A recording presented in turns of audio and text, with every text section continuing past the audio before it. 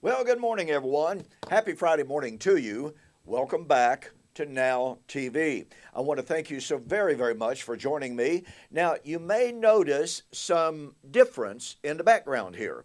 It looks a little bit darker than normal, and that's because my bookshelves are missing. And I'm sitting here in my office, and there are no bookshelves left in here. And there's only one bookshelf left in there. And there's only one and a half bookshelf left in there. Because you see, my office, the building in which I've had my offices since 2006, the building sold recently. And we've been informed that the new owner takes possession on May the 17th. Well, I got to the office day before yesterday, and the locks had been changed. I was locked out of my office. It was a misunderstanding, mostly on my part, but nonetheless, had to make arrangements to get a key, to get back in, to start moving things. And yesterday, now I'm filming this on the 15th, okay? So yesterday, my wife and I, bless her heart, she's not in great health, but she and I spent all day long moving books, moving bookshelves, and this weekend, and again, I'm filming this on the 15th, this weekend, Lord willing, and if I can find the help, guess what? I'm going to be moving stuff. And remember, I've been in these offices, and I have 9 rooms. I'm going to be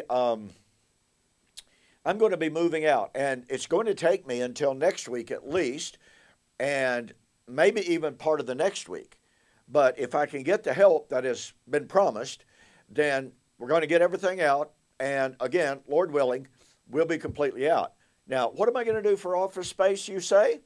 Well, that's a really good question. Now, what's possible over the next couple of weeks is that we will be doing reruns of Now TV because I don't have another office to move to. I'm moving all of my books. I'm moving all of my bookshelves into storage buildings, and so I'm going to be setting up my camera. I may even be using my laptop camera at the house. Now, I would be the first to tell you that's not optimum, but in order to provide continuity, it may be the only choice that I have. I'm looking at a couple of different places in my house where the lighting is okay. I can set up my laptop, my Mac, my newer Mac, which has a great camera, by the way, and I can set up the microphone. I can film. We have a sunroom, has, good lighting overall. So anyway, I'm going to be experimenting with a couple of different locations. I can use my current computer location, but the background on it isn't all that wonderful. But you know what? We just have to make do at times. And so I hope that you will bear with me. I hope you'll be patient. It's absolutely horrible here at 72 years old to have to start all over insofar as office space is concerned. And not only office space, but my wife and I we're having to go into debt because we have a 24 by 24 building on our property. Lord be praised that our property is paid for thanks to the wonderful financial planning and development done by my wife down through the years. And so what we're doing is that we are moving all of my car stuff. Oh my goodness, what a mess. Moving all of my car stuff out of that building. I also have a car in that building. Well, I did until yesterday. We shoved it out and, took it out of there. But we're going to be converting that building, 24 by 24, going to be adding 24 by 28 to the very front of it and turning the entire building into office space. Now, we were extremely impressed yesterday by the guy in charge of the construction because we only signed the contract last week. And he told us, he said, you caught me at just the right time between two major projects. And he said, normally I'm booked up about 2 years ahead. But he said, you caught me at just the right time. And I got to tell you, they took the complete front, including the garage door, off of my current building, took the entire face off of it, brought in sand, got it all leveled off. And you know what? Unless I'm missing something, and I'm not a construction guy, but unless I'm missing something, they're that close to pouring concrete. We were really, really impressed, which is a great thing because, you know, I'm looking at boxes with books in them, labeled in this room, that room, et cetera, et cetera. And the bookshelves that I always keep right behind me, and the bookshelves that were over there, and the bookshelves that are over here, those are the books, my critical commentaries, my Greek works, the Hebrew works, et cetera, et cetera. Those are the works that I keep really, really close so that I can just reach back, grab it, look at the critical commentaries, look at the Greek grammar, et cetera, et cetera. And so I'm having to try to organize in the storage, and so I'm putting labels on everything. I've got books that are going to long-term storage, books that I literally haven't referred to in years. I've been throwing away some really, really, really older stuff, not collector stuff. But I've been throwing some of that stuff away just to make more room for when we move into the building. So here we are. My wife, I'm 72, she's 70. We are having to get a home equity loan, and we're having to start all over with a house payment. These are very difficult times for us in our ministry.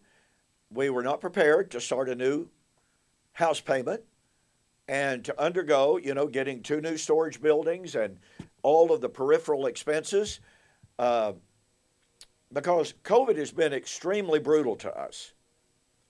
And just recently, I posted on YouTube one of my regular videos. If you appreciate what we do on Now TV, if you appreciate the message that we have, the work that we are doing, and if you have an interest in furthering the message of fulfillment, I would invite you, I would urge you, I would ask you to please consider supporting our ministry. I have asked that 300, perhaps 400 of my subscribers, and look, I've got a lot of subscribers, okay, but if 300 or 400 could support us, begin supporting us, $10, $15, $20 a month, it would alleviate our financial shortfall. And no, it wouldn't give us a surplus. I'll tell you that. Absolutely wouldn't. But it would alleviate the shortfall that we are currently experiencing, and it would help us get through this time of crisis being caused by the fact that our building is sold and we're having to build on our property. I don't have to tell you how expensive it is. I mean, folks, this is mind-blowing how the cost of building anything has skyrocketed due to COVID and everything. So we truly are in somewhat of a crisis mode. We're not going to go bankrupt tomorrow. We're not going to go broke tomorrow. But I tell you what, we've been experiencing more financial difficulty since COVID than we ever have in the entirety of our ministry. Now, I want to say thank you so very much for those of you who watch my regular YouTube videos and who have responded to our invitation and to our appeal, because we have received some financial aid. It hasn't been nearly enough. I'll be very brutally honest about that. It's not nearly enough. So we're still very much in need of financial aid. And I understand that we have an awful lot of overseas viewers who perhaps are not able to do that. That's fine. Look, it really honestly is. But you know what? We have received some contributions from Australia. We've even received a contribution from Singapore. We've received some contributions from out of the U.S., and I just simply cannot tell you what that means for us, how appreciated it is, how helpful it is. We don't care if it's a one-time gift. We really don't. Anything and everything is a tremendous blessing to us right now in our time of crisis. Now, you know, all right, pay very careful attention to me here. You know very good and well that in the two years plus that I've been coming to you on Now TV, I very, very, very seldom ask for financial support. I don't like to do that. I only do it when it is legitimately needed.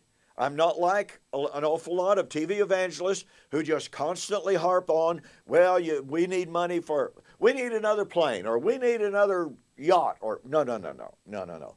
That's not what our ministry is all about. We are all about bringing the message of fulfillment, of the faithfulness of God. We are all about demonstrating that Christ kept his challenge. You do remember what the challenge of Christ is, right? If I do not do the works which my Father has given to me, do not believe me. And I've got to tell you, just this week, as I was corresponding with people on Facebook, a Christian minister, ladies and gentlemen, said Christ didn't come when he said he would. Really?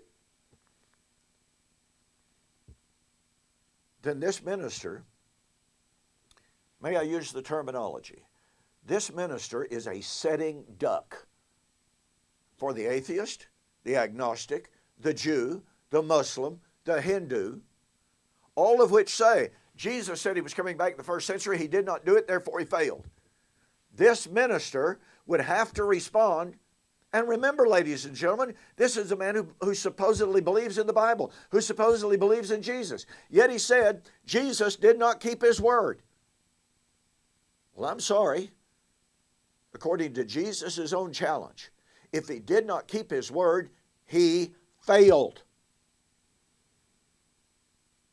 And we're not even supposed to believe in him. Okay. I apologize for having to take up all this much time to explain our situation, but that's kind of where we are. You know, as I explained to someone just the other day, and I'll finish this, I was explaining everything to them and our financial difficulty and the harassment of having to move out, not harassment, the trouble, the stress, the strain of having to move out, trying to keep track of everything where it is so that I can access it. And I said, look, I want you to know, I'm not griping and I'm not complaining. I'm really not. This is life. Life happens. And we just have to move on. We have to cope with it. We have to deal with it. And it absolutely amazes me at times when people say, oh, I just don't know if I can deal with this or that or the other. I don't know if I can live through it. Really? I'm sorry, ladies and gentlemen. We don't have a choice. We deal with it. And the wonderful thing about it is, no matter what the difficulty is, as Paul expressed it in 2 Corinthians chapter 1, and now may the God of all peace and the God of all comfort comfort you with the comfort wherewith we ourselves are comforted, so that you may be able to comfort others also in the same trouble. Isn't that fantastic? Through Christ we conquer. Through Christ we understand that problems, difficulties, crisis that we face can strengthen us, fortify us, prepare us to help others. It's kind of like Hebrews chapter 4. We do not have a high priest who cannot be touched with the feelings or infirmities, but was in all points tempted like we are, yet without sin. Why did he do that? In order that he might be able to provide comfort, in order that he might be able genuinely to say, I understand. What an incredible comfort that is when we follow Christ, when we believe in him, when we do not allow the moments of our difficulty to destroy us. Because we know nothing destroyed our master. Isn't that incredible? Okay, I've got to go on. I've taken 15 minutes this morning. I've got a long way to go. What I want to share with you is what I've touched on the last 2 or 3 videos. I've shared with you how the dispensational world inserts a so far 2,000-year gap between the 69th and the 70th week of Daniel chapter 9. I am currently in negotiations with a man who is a historic premillennialist. He says he's not a dispensationalist. And yet, he puts a 2,000-year gap between the 69th and the 70th week of Daniel chapter 9. But unlike the dispensational world, he says there was no postponement of the kingdom. The Jewish rebellion did not catch God off guard. It was all part of God's plan. Well, ladies and gentlemen, as he goes ahead to say to me when I've asked him some questions, when was or when will the 70th week of Daniel chapter 9 be fulfilled? Well, he answered the question, and he hum-hawed, and he vacillated, and he obfuscated, but he finally said, Israel's ultimate fate, the ultimate fulfillment of the 70th week is yet in our future. God has a plan for Israel, and it will be fulfilled in our future. Well, again, as I've shared with you over the last couple of weeks, the implications of saying that, and it doesn't matter, ladies and gentlemen, it does not matter if you are dispensational premillennialist or if you are historic premillennialist. The bottom line of saying there is a gap between the 69th and the 70th week of Daniel chapter 9, listen to me very, very carefully here. The bottom line is that you are saying the law of Moses remains in effect. Now, the same gentleman that I mentioned a moment ago, with whom I'm negotiating for a YouTube video, formal debate, 2-night formal debate, the debate, if it takes place, if it takes place, it will be carried on fulfillradio.com on our program, Two Guys in a Bible. And this gentleman has already, I asked him a series of questions, and I asked, when was or when will the law of Moses be completely fulfilled and pass away? Now, I want you to think about that question. Why is it important? It is important because Daniel chapter 9 is based upon the Jewish festal calendar. In other words, it's based upon the fulfillment of the law of Moses.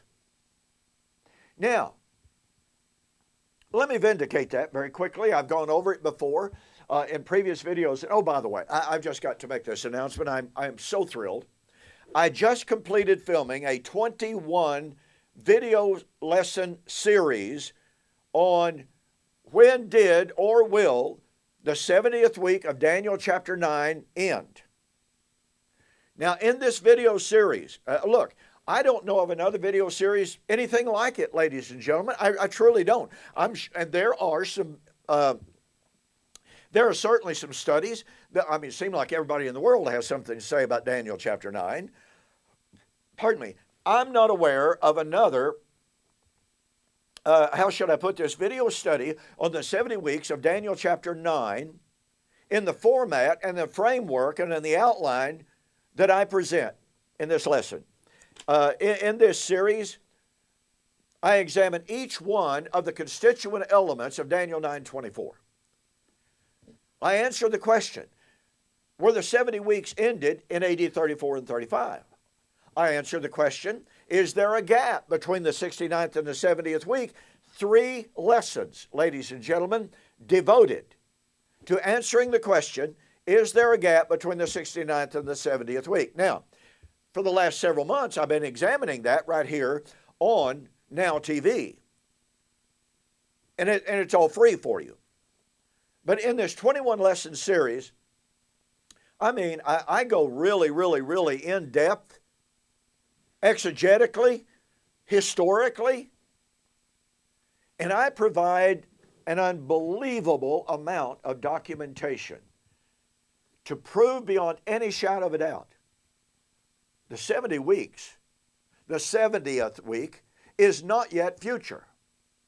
The 70th week did not end, as many of my preterist friends claim, as many amillennialists and as many postmillennialists claim. The 70th week did not end in AD 34 or 35. You know, my friend Gary DeMar takes that position. Kenneth Gentry takes that position. Other noted postmillennialists take that position. Amillennialists really like to take that position. But it's not tenable. It won't work.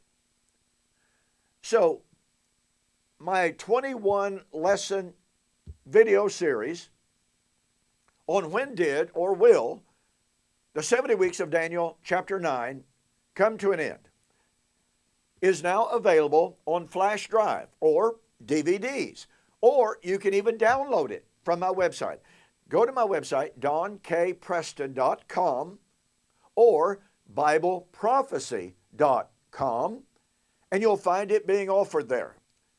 You can buy it on flash drive, every single one of the videos. And listen to me, every single one of the videos is between 40 to 50 minutes long. So 21 video lessons, 45 to 50 minutes long. Just think about how much material that is, ladies and gentlemen. We've tried to price it economically, but my goodness, this has been a major, major production. Go to my website, donkpreston.com, BibleProphecy.com, and look it up. You will do yourself an incredible favor. You will have at your disposal an incredible amount of biblical, exegetical documentation to prove every single thing that I say. And again, I'm not aware of another production like this anywhere.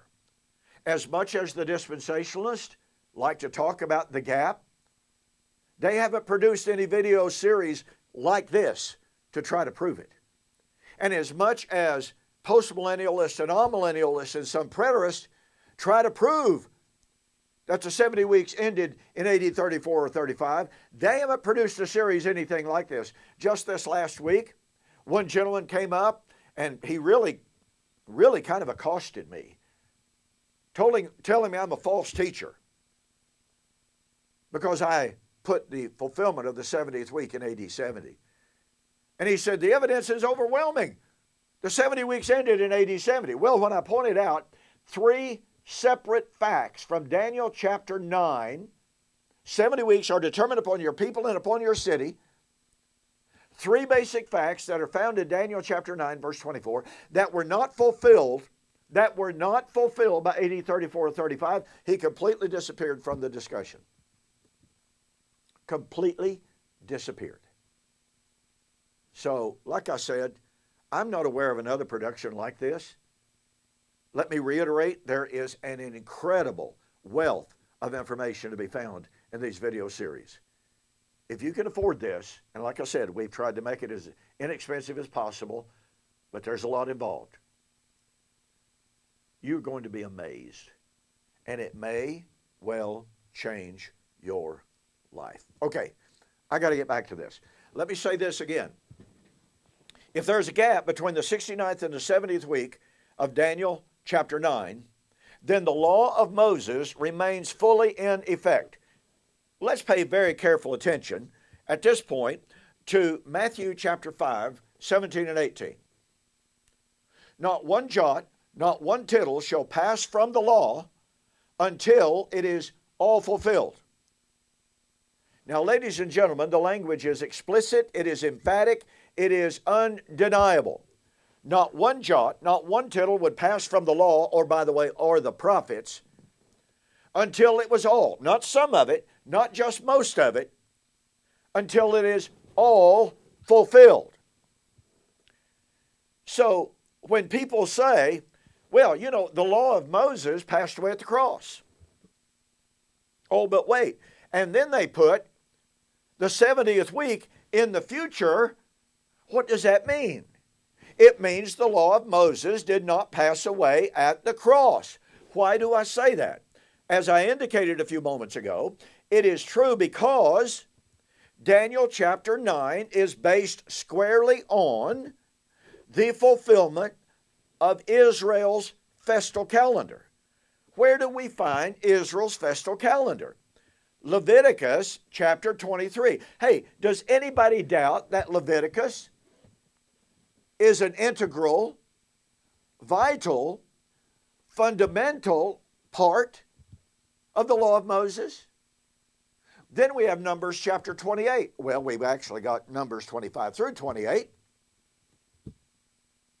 Does anyone doubt for even one moment that the book of Numbers is a vital, integral part of the law of Moses? Is Leviticus chapter 23, Numbers chapter 25 to 28, do those constitute a bunch of jots and tittles of the law of Moses? Well, you know very good and well they do. I mean, you read Leviticus chapter 23, and it begins with the seventh-day Sabbath, and it says, this is a feast of the Lord your God. It's a feast day. And then he delineates the 7 feast days of Israel, beginning with Passover, unleavened bread, Feast of Weeks, Pentecost. And then he goes to Rosh Hashanah, the Feast of Trumpets, the Feast of the Judgment, to Yom Kippur, to Sukkot, and then he mentions Shemoneh Atzeret. And no, I don't know if I'm pronouncing that correctly. So Leviticus chapter 23 lists the 7 feast days of Israel. Okay, well, if they're not fulfilled, the law of Moses remains in effect. And I'm completely out of time. I do apologize for this. We'll pick this up in our next video. Thank you.